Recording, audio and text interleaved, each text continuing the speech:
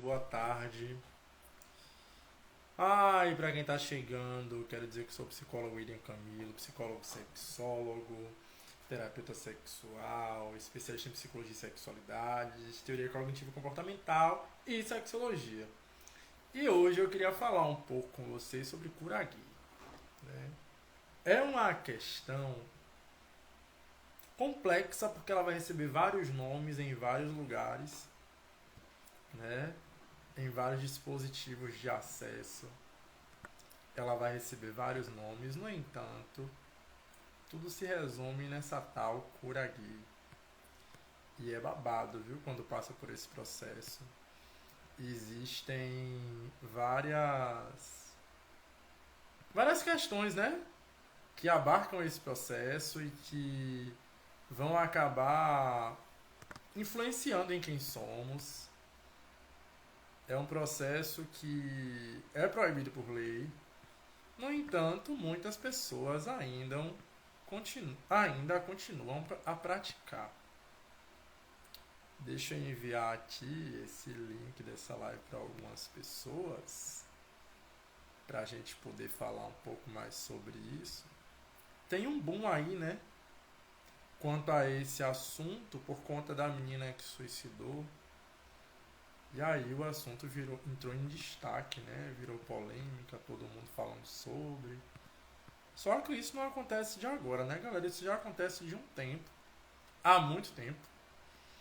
E vem passando despercebido talvez, mas vem trazendo vários nomes. Não necessariamente o nome cura gay, né? Eu fui vítima desse processo. Eu queria falar um pouco sobre isso com vocês. Pra mim, comigo esse processo chegou com o nome de cura interior. Era incrível pensar em cura interior e o processo doloroso que foi vivenciar essa situação no auge dos meus 16 anos. Pra quem não sabe, né? Eu venho de uma família evangélica, vou até ficar assim, eu quis ficar bem despojado, mesmo à vontade de poder falar com vocês, que isso é minha clínica, né? Esse lugar despojado, à vontade, que você se sente confortável para falar sobre aquilo que você quer falar. E aí, o que acontece? No auge dos meus 16 anos, eu me tornei uma pessoa cristã, né? Muitos terapeutas têm medo de falar sobre si, de trazer o seu contexto de vida. Eu gosto de trazer, porque eu entendo que terapia afirmativa é você também levar o outro a entender que existiram vivências na sua vida que ele vivencia hoje, né? E que falar de você também é falar dele, né? E contanto que o outro se sinta confortável e que você entenda que esse processo, né, afirmativo, ele é assertivo na vida do paciente, o paciente nesse também, eu acho que é válido. E por isso também esse foi um dos motivos que eu decidi abrir um pouco minha vida com vocês falando desse processo de cura gay. No auge dos meus 16 anos, eu tive uma crise de identidade ali, né? Hoje eu consigo identificar tudo que eu passei, né, baseado em leitura, em conhecimento, em terapia, né? Mas naquele tempo eu era um menino de 16 anos, com uma cicatriz no corpo que não me aceitava, autoestima lá embaixo, vivências depreciativas. Era do tipo que eu estava ensaiando, fazia parte do grupo de coreografia da igreja, e aquilo me deixava com autoestima do caralho, né? Tava dançando, tava ótimo. Parava de dançar, eu sentava no canto e começava a chorar. Por que é que você está chorando, William? Não sei. E todo o sistema heterossexual me fazia pensar que eu tinha que ter comportamentos heteronormativos, porque esse era o correto. E o que passar disso é procedência do maligno. Ou seja, a normatização da heterossexualidade fazia com que eu me sentisse num não lugar, né? Porque tudo aquilo que eu sentia, tudo aquilo que eu desejava era invalidado e era demonizado. E foi dentro desse meio termo, aos 16 anos, eu morava no interior da Bahia, em Feira de Santana, me mudo para Salvador e vou fazer parte de uma igreja evangélica, né, que eu não vou citar aqui nome de ninguém para não ser processado, mas enfim, a experiência é minha, eu posso contar. E aí eu chego para essa igreja como líder de coreografia, tudo muito lindo. Quanto mais eu dançava, era o lugar que eu achava para exprimir todas as minhas forças, colocar tudo que eu sentia, tanto que eu chorava muito dançando. E era aquela questão de consciência corporal, era o momento de eu ter, Tiano lembra, né, Tiano? Era o momento de eu entrar em contato com essa consciência corporal, com o melhor de mim. Era o momento que eu me sentia. Há tanto de eu parar de estudar por conta desse contexto. Mas vamos pra frente. Passava o corpo de dança no braço, né? Então é bem por aí. E aí o que acontece? Eu fui um belo dia, né? Tinha uns encontros na igreja, uns retiros espirituais e tal. Nesses retiros tinha manifestações demoníacas e tal. E o meu maior medo era, se o diabo manifestar na pessoa e dizer que eu gosto de homem, e aí? Olha aí, envergonhado diante da igreja. Porque eu lutava tanto contra esse sentimento que existia dentro de mim enraizado, lutava tanto com esse desejo homoafetivo, mas nada que eu fizesse dava certo. E orava, e jejuava, e fazia acontecer, e nada dava certo. É interessante deixar claro que eu não estou aqui para julgar nem desfazer da religião de ninguém. Entendo que a religiosidade é algo subjetivo, né? É você com a sua espiritualidade. E você tem que se sentir bem na sua religião. Então entendo que você, se você se sentir confortável aonde você está, quem você adora, o culto que você presta, é literalmente um problema seu e ninguém tem nada a ver com isso, né? Mas não tenho como não citar, uma vez que foi uma experiência vivenciada por mim e por milhares de outros homens e pessoas LGBTQIA+, né? A minha experiência de cura gay dentro da igreja, né? Eu poderia trazer várias citações aqui, mas eu acho que a ideia agora não é essa. Não é trazer citações nem referenciais teóricos. É trazer a experiência e como foi eu conseguir me olhar de outra forma. Nesse meio processo, eu falei assim, eu tenho que contar para o pastor, que era meu líder, né, que eu preciso me libertar disso de alguma forma. A ideia de negação da minha subjetividade era tão grande que eu entendia que esse demônio precisava sair. Então eu via a minha sexualidade, os meus desejos, como um demônio, porque foi internalizado em mim isso como algo negativo, como pecaminoso, como tudo de ruim, né? Porque tudo que não é de acordo com a norma heterossexual é visto como negativo. Logo, família LGBT está repreendido. Eu lembro que teve uma situação com um menino na padaria, que o menino tava comprando pão, o menino na dele, coitado. E aí eu olho pra cara do menino, porque o menino era um homem, era um homem gay, efeminado, né? Tinha bastante trejeitos. E ela fechava, e ela se sentia maravilhosa, ela colocava as maquiagens. Eu achava aquilo muito incrível, mas ao mesmo tempo eu odiava aquilo. Ou seja, eu odiava aquilo que eu percebia que eu também poderia ter, né? Eu odiava aquele desejo em mim e projetava isso no outro. Aí eu olho pra ele e faço assim, tá repreendido em nome de Jesus. Bastou eu falar aquilo ali. Ele olhou pra minha cara e disse, tá repreendendo quem? Ela não se calou, meu amor. Achei ela maravilhosa. Hoje eu acho, né? Ela maravilhosa. No momento eu fiquei com medo. Que eu falei, esse menino vai querer vir me bater e fazer acontecer. Eu, não, menino, foi com você não. Num instante o discurso mudou. Quando eu me senti ameaçado, né? E aí o que acontece? Vamos lá. Chego pro pastor. E aí falo, pastor, não tinha coragem de falar. E aí fiz uma carta, 3 páginas de carta pro pastor, contando tudo o que aconteceu, né? Desde a infância, que eu fui abusado, isso e aquilo. Só que existe um contexto aí que preciso esclarecer quando eu falo que eu fui abusado, é que tem-se a ideia que pessoas que foram abusadas, elas têm uma tendência a serem um exemplo, né? Homem que foi abusado por um homem, ele tem tendência a ser gay. E isso não é real. As pessoas que têm uma vivência sexual precoce, né, que sofreram abuso durante a infância, elas podem potencializar, segundo alguns especialistas, elas podem potencializar o seu, a sua saúde sexual, seu desejo sexual, né? Pode ter a libido mais acentuada. Ou seja, essas pessoas elas podem ter contato com o viés sexual uma vez que ela teve contato com o viés sexual mais cedo, elas podem desenvolver algumas questões ou compulsões, né?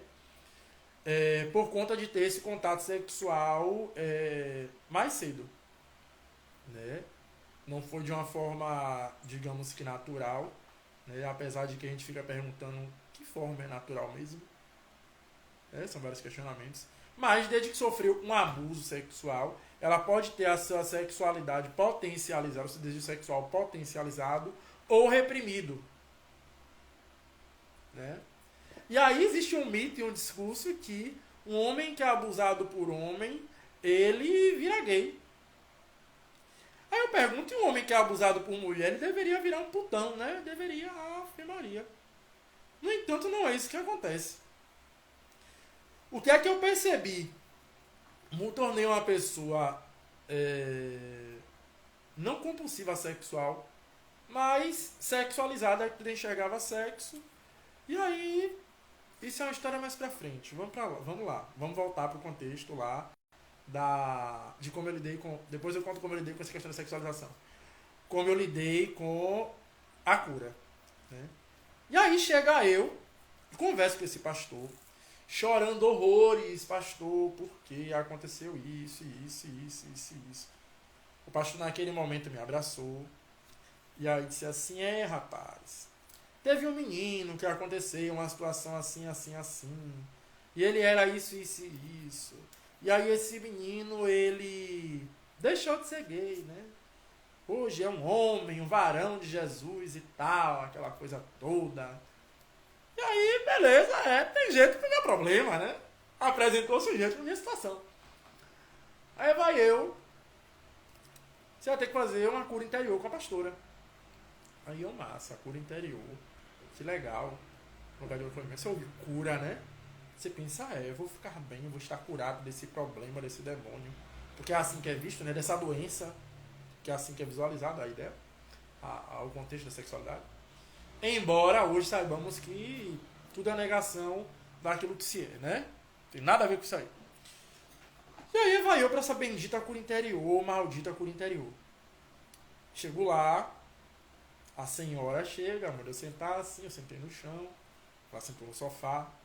Diga-se de passagem, uma mulher branca, de cabelos tingidos de loiro, né? E aí, dentre muitas coisas que ela falou para um adolescente de 16 anos, hoje eu consigo falar sobre isso, dando risada, porque eu acho cômico como eu me permiti estar naquele lugar. Embora eu não tivesse conhecimento nenhum, e pelo viés de eu ter vindo de uma família que pregava o contexto da fé, né, do acreditar em Cristo, de seguir a Bíblia à risca, eu levava isso tudo como verdade para minha vida. E aí, essa senhora chega para mim e fala assim, você sabe que para Deus, você é uma abominação, né? Você é pior do que um morotó. Aí eu lhe digo qual é a responsabilidade de um adulto chegar para um adolescente de 16 anos e dizer que para Deus ele é pior do que um morotó. Eu chorava. E aí a pessoa começou a dar vários exemplos ali de coisas ruins e negativas, né? A respeito da homossexualidade. Existia uma terapia do medo falando muito sobre a AIDS e que todo homossexual morria de AIDS e como é que eu posso dizer? Um condicionamento negativo do que seria a homossexualidade. O que me fazia ter uma ideia de homossexualidade como algo muito ruim e que eu precisava tirar aquilo da minha vida de qualquer forma.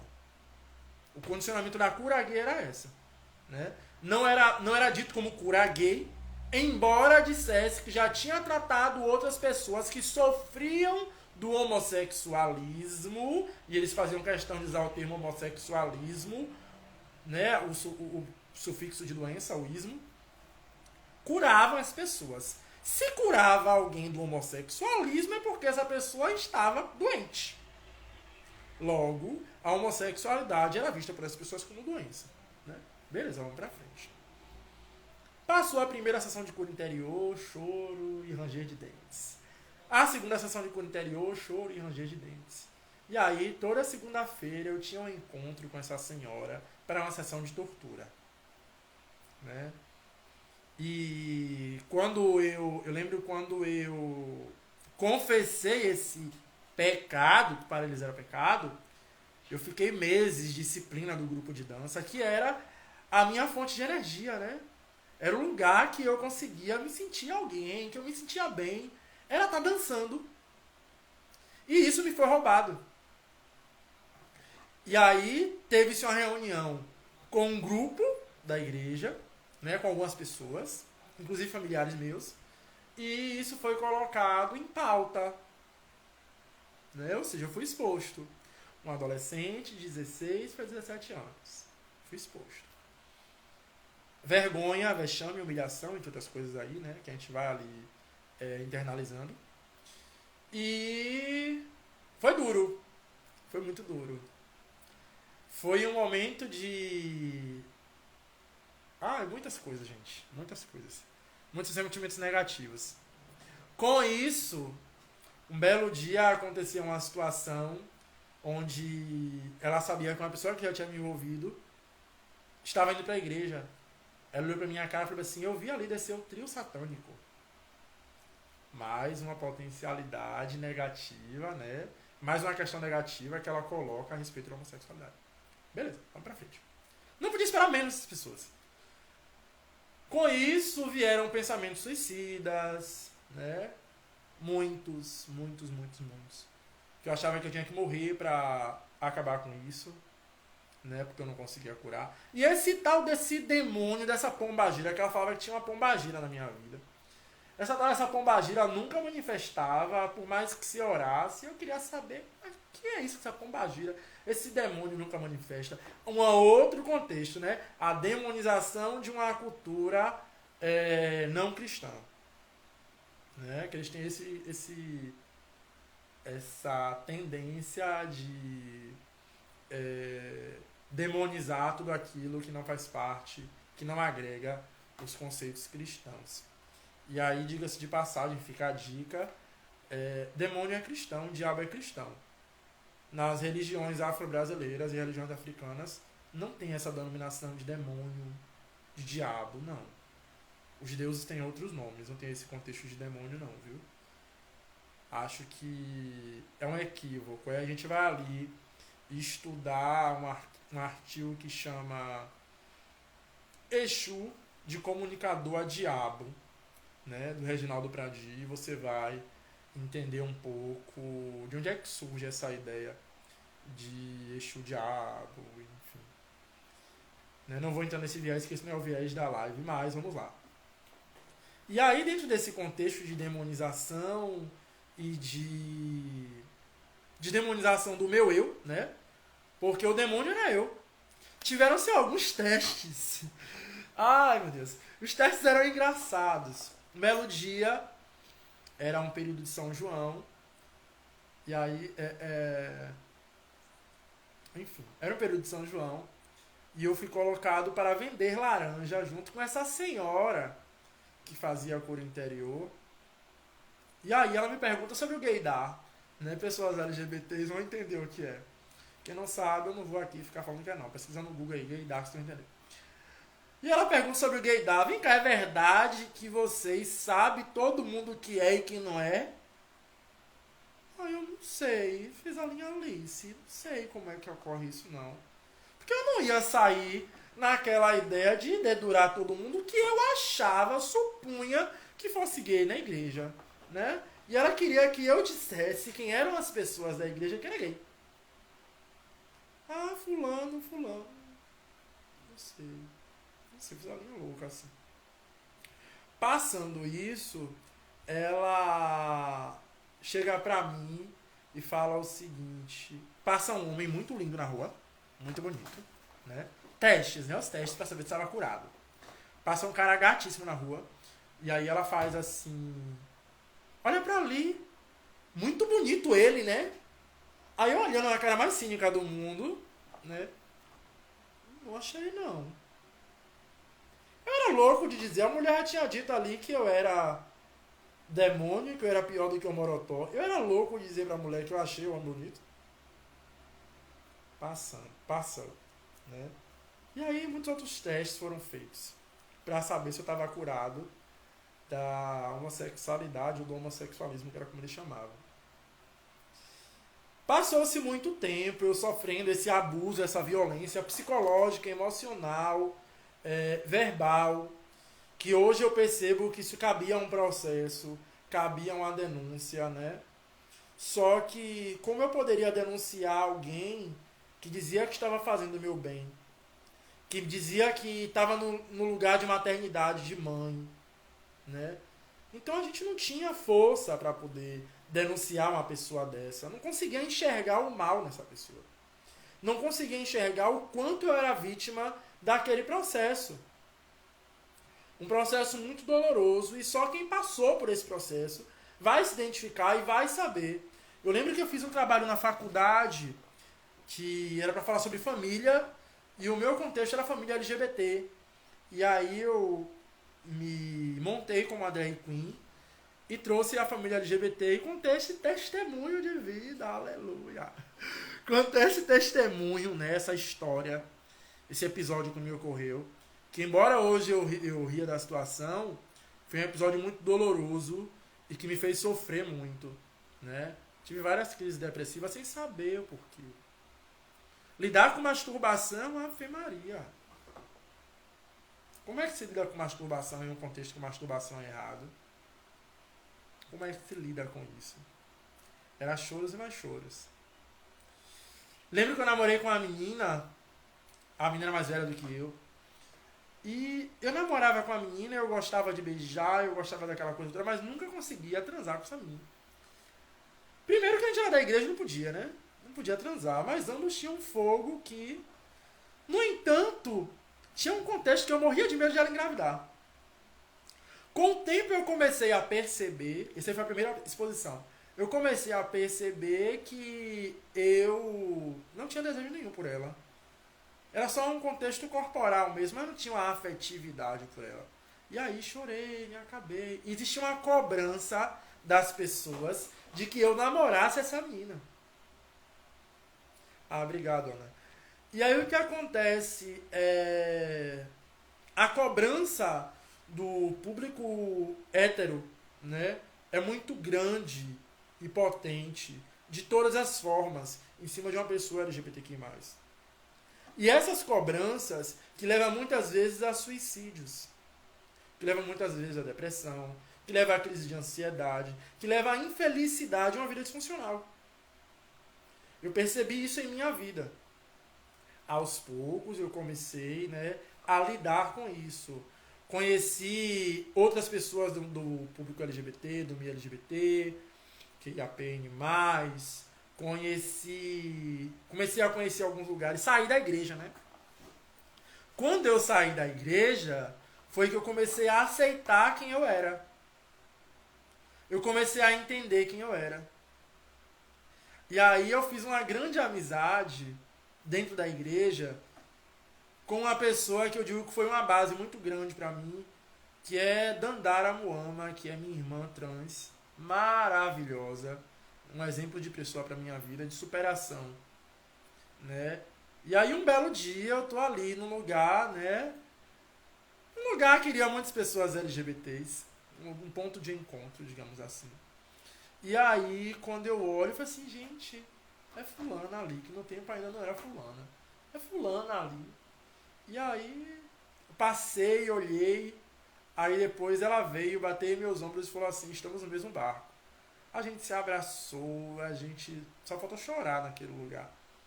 E é uma amizade que dura até hoje, é uma amizade verdadeira. Que foram pessoas que me ajudaram, que me incentivaram, né, a ser quem eu sou hoje. Tiago também, Tiago Matos, maravilhoso. Tiago também me conhece desse tempo, muitos anos, né, Tio? É, então, quem mais? Tiano também me conhece desse tempo. Tiano me conhece de bem antes. O que acontece dentro desse contexto de cura gay, eu sofri muito, né? Fui muito humilhado, porque existe uma humilhação não só dentro do contexto religioso, mas no contexto social, no contexto midiático, político, né? Existe uma massa que grita que estamos no lugar errado. E se hoje existem muitas pessoas LGBTQI+, que se suicidam, parte grande dessa culpa é de uma sociedade tóxica. É de uma sociedade que invalida a subjetividade dos outros. É de uma sociedade que diz que você tem que lutar contra aquilo que você é. Diz que você tem que lutar contra a sua subjetividade. Diz que você tem que lutar contra os seus desejos. E te faz uma cobrança para estar num lugar que você não se sente pertencente. Pouco faltou para eu ser uma vítima de suicídio. A sociedade contribuiu muito.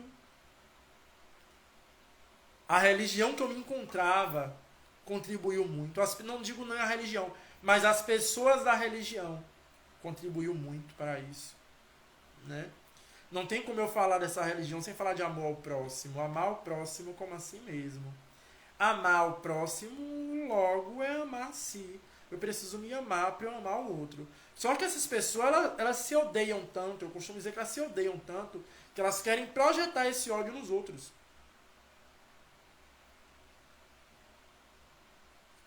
Por não conseguir se sentir realizado, então também você não vai. É uma projeção mortal de um ódio, né? Quando a gente vai estudar um pouco da homofobia internalizada, a gente percebe que a homofobia internalizada, ela parte de uma instituição ou de instituições que vão dizer que o que você está fazendo é errado, não pode ser aceito, enfim, vai te negar o tempo todo. E você começa a acreditar que essa negação ela é real. E aí você desenvolve várias questões aí disfuncionais na sua vida por conta dessa negação. Então, o que chamaram de cura interior pra mim, ou de cura gay, né, que hoje a gente percebe que é uma tentativa de cura gay, é uma tentativa de destruir a sua subjetividade e te condicionar a um padrão que não é aquele padrão que você se identifica. Isso só vai gerar sofrimento, vai gerar desamor, desvalor, desamparo, autoestima subterrânea, né? Porque a autoestima não existia. Quando eu saio dessa gaiola, dessa jaula, desse aprisionamento, eu começo a perceber quem eu sou. Eu começo a me aceitar. Mesmo assim, tive um episódio onde tinha um congresso que eu era louco pra ir, louco pra participar desse congresso. Louco, maravilhoso aquele congresso. Era um sonho, como o sonho das pessoas de ir à Disney, era o meu de ir naquele congresso e dançar naquele congresso, que era um congresso evangélico. E aí, quando eu chego naquele congresso, meu pai falou, vamos, menino, tal. Entrei no congresso sem pagar, de uma forma totalmente ilegal, mas entrei no congresso sem pagar. E aí, quando eu chego nesse congresso, eu olho o anjo voando em cabo de aço, e aquele povo, e aquelas músicas que eu ouvia, eu voltei lá para aquele tempo da dança. Voltei para o sonho que eu tinha. Mexeu muito comigo emocionalmente. E aí, quando eu olho lá embaixo, quem é que eu encontro lá embaixo? Aquele senhor que eu tinha como líder espiritual. E aquela senhora que me fez passar poucas e boas do lado dele. Aí eu desço, vou dar um abraço nele. E aí choro. Chorei tanto. Por um minuto, eu pensei em como eu o que eu estava perdendo e como eu iria para o inferno, porque tem essa dinâmica de você vai para o inferno se você não estiver na igreja, né? Eu pensei que poderia ir para o inferno e poderia estar vivenciando algo melhor se eu tivesse falado na igreja negando minha subjetividade. E aí o que acontece? Eu choro. E aí, quando o pastor lá pergunta quem quer aceitar Jesus, como se Jesus precisasse ser aceito por alguém, eu vou lá e aceito Jesus novamente e volto para a igreja. Entre aspas. Aí chego pro pastor e falo assim, depois eu vou lá que a gente precisa conversar. Só disse isso. Só disse isso, gravei essa parte. Volto do congresso. Quando eu volto do congresso, meu pai, que não gostava muito de dança, que eu dançasse, me dá até um livro de dança. Eu não sei nem foi parar, mas eu acho que eu dei a alguém. E aí, volto pensando, todo mundo feliz, né? Ah, o William voltou pra igreja e tal, aquela coisa toda, vai mudar, vai deixar de ser viado. Aí, quando eu volto, dentro do ônibus que eu tava, porque eu voltei pra cidade de meu pai e de lá eu tinha que voltar pra Salvador. Quando eu volto pra Salvador, eu peguei o ônibus fora da rodoviária e só tinha a vaga no último banco do ônibus. Aí eu sento no último banco do ônibus. Me senta um cara do meu lado, um cara muito padrão. E o cara me olhava de uma forma que vocês não têm noção. Eu vim a viagem toda, que pra completar ainda teve um acidente na estrada, uma viagem que era pra durar no máximo 2 horas, durou quase 3 horas e meia.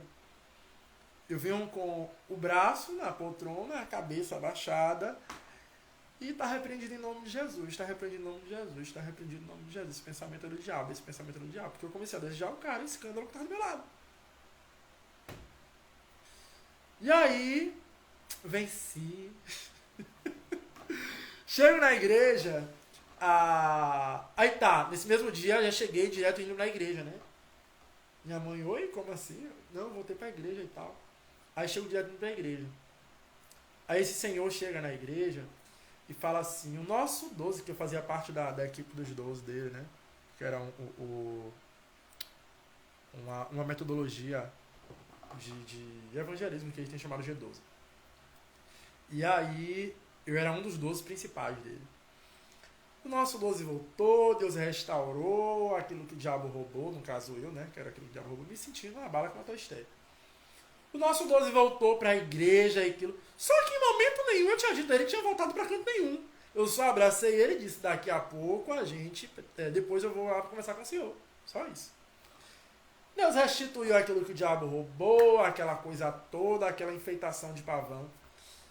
E aí terminou o culto. Quando terminou o culto, as cobranças voltaram. E aí, William, você voltou mesmo? Você vai voltar pra dança? Você isso e aquilo? Porque, diga-se de passagem, eu procurava ser muito bom naquilo que eu fazia quando eu era da igreja, não deixou de ser depois que saí dela, né? Eu procurava ser muito bom na dança, tanto que eu fui me profissionalizar em dança. Me tornei, quem não conhece vai conhecer agora, quem não sabia dessa parte vai saber. Me tornei professor de balé clássico pela Royal Academy. Saí do balé clássico como diretor artístico de um espetáculo de balé de repertório chamado Quebra-Nozes, onde eu era o Quebra-Nozes. Venci e cheguei lá. E aí, depois que fui Quebra-Nozes, me desencantei pela dança e fazer outra coisa. Mas, enfim, comecei a fazer dança porque eu achava que se eu estava na igreja dançando, eu tinha que dançar melhor, tinha que ser profissional. Né? Perfeccionista batia na porta. Diga-se de passagem, o virginiano aqui, né? E aí, o que acontece? Quando eu chego lá, aquela cobrança toda, beleza. No outro dia, era uma segunda-feira. Não, aí tá. Quando terminou o culto, todo mundo perguntando se tinha voltado, aquela cobrança toda, eu falei assim, rapaz, não sei não. Eu falei com ele que ia conversar, não disse nem que sim. Fui embora e tal. No outro dia, foi um dos piores dias da minha vida. Porque existia uma cobrança, uma pressão de mim comigo mesmo. E eu ficava assim, como assim, meu Deus, e agora? Aí eu comecei a colocar na balança e pensar racionalmente. Foi a primeira vez, uma das primeiras vezes que comecei a pensar racionalmente sobre a minha sexualidade. Eu já conhecia o mundo LGBT, já tinha sido acolhido por várias pessoas, já tinha um contexto de vida, já tinha namorado uma pessoa, inclusive. E aí eu comecei a pensar, vale a pena eu largar tudo isso que eu já conquistei até aqui para voltar para aquele aprisionamento? Comecei a chorar muito. Muito, muito, muito. E nesse contexto eu tive uma discussão com minha mãe, que ela falou assim pra mim: mas pastor fulano, ele é ex-travesti. Você quer dizer pra mim que ele ainda sente algo? Eu falei: sente. Sente. Sente, porque ela disse que não, mas a senhora não consegue acessar o sentimento dele. Em outras palavras, eu disse isso a ela. Mas eu afirmei que ele sentia. Porque Jesus pode curar e tal, e tal, e tal, e tal, e tal, e tal, e tal, e tal. Existe uma dinâmica muito terrível e doentia que diz que você precisa lutar contra aquilo que você sente quando fala da sua sexualidade. E isso dói, isso machuca, isso mata. E temos que ter muito cuidado com isso. Temos que ter muito cuidado, inclusive com como a gente responde algumas perguntas. Por exemplo, por que você não contou ainda pra ninguém que você é gay? Aí a pergunta que me vem quando tem esse questionamento é que: quando foi que você contou pra alguém que você é hétero? Ah, mas a gente já nasce hétero, então nasce hétero e se torna gay assim? Como é isso? A sociedade, ela pregou esse mito que nascemos héteros e que nos tornamos gay. Não nos tornamos, mas aceitamos a nossa homossexualidade. Visto que viemos em uma sociedade que nega tudo aquilo que é fora da heterossexualidade. Fora do patriarcado, fora do que dita o machismo, né? Porque, diga-se de passagem, tem um livrinho ali em cima chamado Dominação Masculina, que ele fala, né, em outras palavras, ele vai falar que a negação do feminino é que é o problema. O contexto da homofobia não é o ódio contra o gay, é o ódio contra o feminino que é visualizado nesse LGBT. É a negação do feminino. É sempre o machismo batendo na porta. Entende? Então, o que acontece, né? É tanto que em um dos meus TCCs sobre o mundo LGBTQIAP+, PN+,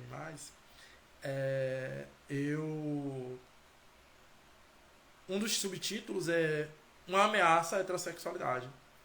Porque percebe as pessoas LGBTQIAP+, como uma ameaça à heterossexualidade. E não somos ameaça, mas por que se sentem ameaçados?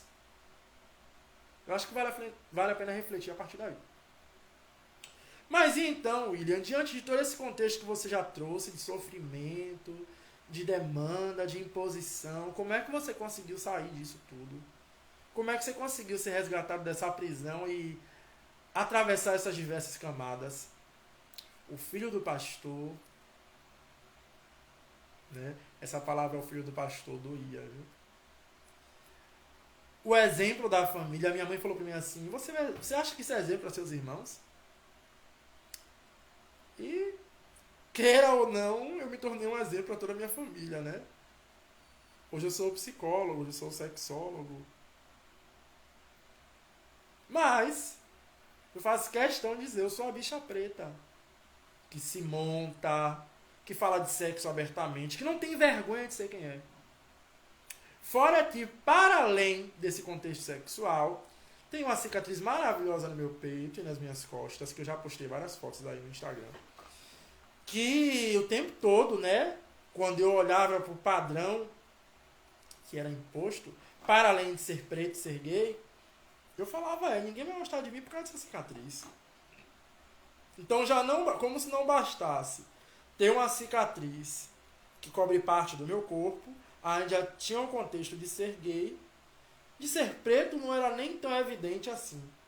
Porque de ser gay supria esse contexto de ser preto. Sufocava esse contexto de ser preto. Porque não havia uma aceitação. Mas como é que eu começo a superar isso? Quando eu começo a estudar sobre o assunto para me compreender. O conhecimento, ele é algo. Eu lembro que quando eu tinha 13 anos, uma mulher maravilhosa, né, diante das violências que eu sofria, uma mulher chega para mim e fala assim: William, peça para investirem, para os seus pais, investirem no seu conhecimento. Com 13 anos. Porque o conhecimento é algo que ninguém consegue tirar de você. Eu levo isso para a minha vida, nunca esqueço disso. O conhecimento é algo que ninguém consegue tirar de você. E uma vez que você conhece, você vai começar a questionar algumas situações. A gente vai lá pro mito da caverna, né? Quando a galera tá lá dentro da caverna, que ela sai da caverna. Quando ela sai da caverna, que ela vê aquela luz, porque tudo que eles viam era a projeção de sombra na parede. Então, quando ela sai da caverna, que ela entra em contato com a luz, às vezes a vista vai doer ali, né? Vai fechar os olhos. Pensa você acordar e ir para um local iluminado. Os olhos vão doer. Vai frisar os olhos. Mas aos poucos você vai perceber o que está ao seu redor. Perceber o que é positivo e o que é negativo para você. Perceber como você pode ser mais assertivo na sua vida. O conhecimento sobre quem eu sou e a autoaceitação fez eu começar a me amar e me valorizar. Quando você começa a se perceber, você começa a se valorizar. Então eu digo hoje para vocês que a verdadeira cura gay é o conhecimento, porque o gay se cura quando ele se aceita como ele é e ele vive de forma assertiva, aceitando as suas dores, aceitando as suas potências, aceitando os seus desejos e sendo assertivo na sua vida. Mas isso pode ser proporcionado através do autoconhecimento. O autoconhecimento pode levar essa pessoa a elevar essa autoestima para um outro lugar e assim lidar de forma melhor com quem se é. A frase da minha clínica é um novo sentido a partir de quem se é. Porque eu precisei dar em minha vida um novo sentido. A partir daquilo que eu sou. A partir do quem sou eu. Todos os meus pacientes conhecem essa pergunta. Quem sou eu? Quem é você? A partir do quem sou eu. Eu trago 4 palavrinhas que já trouxe em alguns vídeos. Permita-se. Perceba-se. Liberte-se. E encontre-se. Permita-se perceber quem você é. Você precisa se permitir se conhecer. Se permita se perceber, ter consciência de quem você é. Se eu permito me perceber, eu me liberto. Agora, se libertar de quê, William?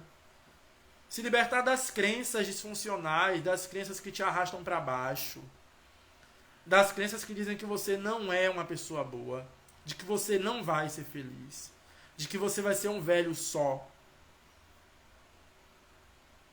Das crenças que criaram para tentar dizer que você não vai ser feliz enquanto uma pessoa LGBTQIAPN+. Você pode sim ser feliz sendo uma pessoa LGBTQIAPN+. Você pode ser feliz sim. A sua felicidade depende de você. Depende desse conhecimento, de como você pode proporcionar uma melhor vida para você. Tire os olhares dos obstáculos. Tire o seu olhar dos obstáculos. E foque nas oportunidades. Foque no seu propósito. Se você não consegue fazer isso sozinho, busque ajuda. Sozinha. Né? Se você não consegue fazer isso só, busque ajuda. Eu estou aqui para te ajudar nessa caminhada e sei que outras pessoas também podem te apoiar nessa caminhada. Então, o que eu queria dizer para vocês a respeito da cura gay é basicamente isso.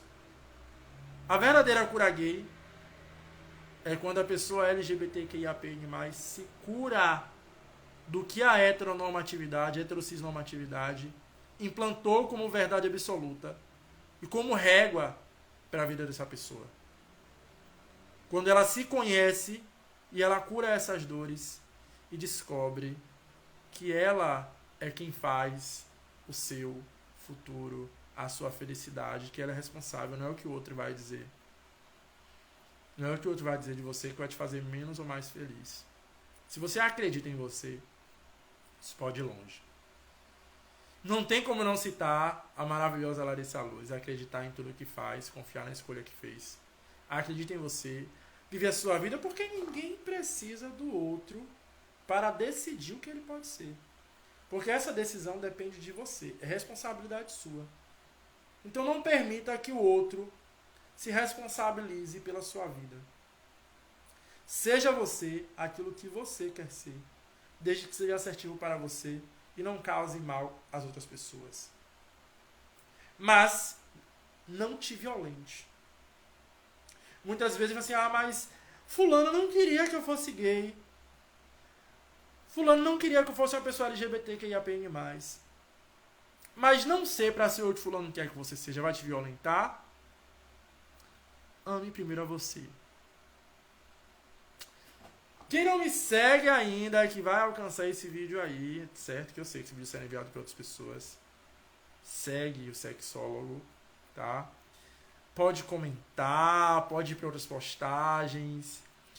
Caso queira mais informações a respeito dessa caminhada, de como você pode ser mais assertivo na sua vida, entre em contato pelo direct. Ou me chama nos meus contatos, que tá lá o link na bio, beleza? Beijão. E até o próximo bate-papo com o sexólogo. Lembre-se, a cura gay é curar as suas emoções. Não é deixar de ser quem você é para agradar o outro. Se ame, se acolha. Seja feliz pelo aquilo que você é. E não pelo que os outros dizem que você tem que ser. Beijos e até a próxima.